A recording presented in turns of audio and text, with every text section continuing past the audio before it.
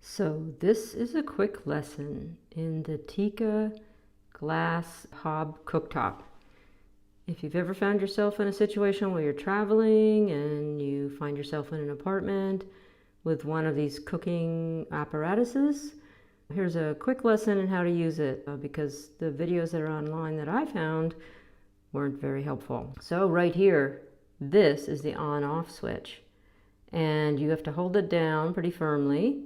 And once you do it, it's going to make a little beep, and then you are free to turn on the heat either on the front burner here, or here's the back burner, and the back burner controls are over here.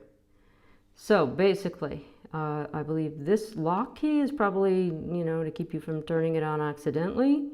This is the key that you want. So let's press this down. See the beep? Now I want to increase the heat, and you do it in increments. You can go up to 9, and same over here. You can increase it, but you have to start doing something within 10 seconds or it's going to not work for you.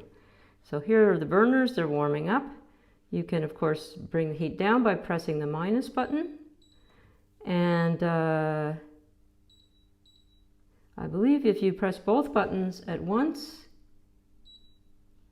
yep, it goes to 0. So press both buttons simultaneously, it goes to 0. Now notice that it has the letter H there. You can turn this off while that H is there to let you know that those burners are still hot. You don't want to touch them.